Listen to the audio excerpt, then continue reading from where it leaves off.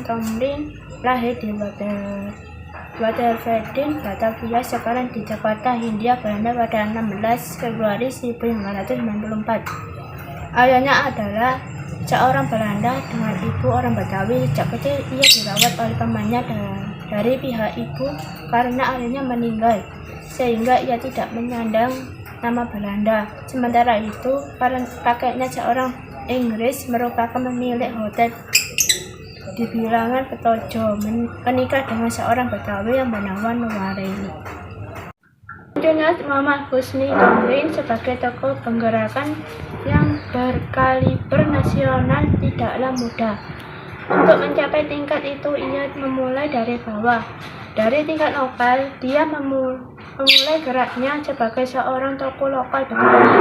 Sebagaimana telah bingung pada bab terdahulu, Muhammad Husni Tamrin sejak muda telah memikirkan nasib masyarakat Betawi yang sehari-hari dilihatnya. Kelincahannya sebagai pemimpin agaknya telah menapak sejak ia masih berusia remaja. Pada tahun 1959 telah terjadi suatu insiden penting di dalam Geometrit, yaitu menyangkut pengisian lowongan jabatan wakil wali kota Betawi atau Batavia. Tindakan pemerintah kolonial ketika itu memang sangat tidak bijaksana karena ternyata lowongan jabatan itu diberikan kepada orang Belanda yang kurang berpengalaman. Tindakan pemerintah ini mendapat reaksi keras dari fraksi nasional.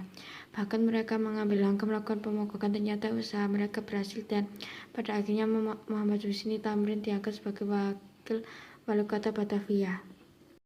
Pada tahun 1927, Muhammad Husni Tamrin ditunjuk sebagai anggota Volksraad untuk mengisi lowongan yang dinyatakan kosong oleh Gubernur Jenderal.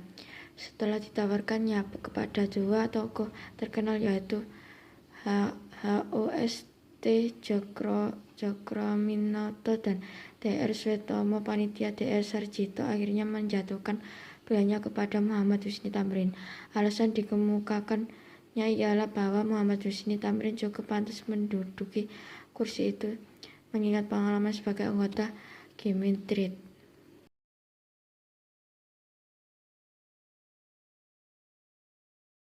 Namanya diabadikan sebagai salah satu jalan protokol di Jakarta, salah satunya yaitu stasiun MRT yang sedang dibangun di bawahnya. Dan proyek perbaikan kampung besar-besar di Jakarta, proyek MHT, pada tahun 1970-an. Pada tanggal 19 Desember 2016, atas jasa-jasanya, pemerintah Republik Indonesia mengabadikannya di pecahan uang kertas rupiah baru, yaitu pecahan 2000.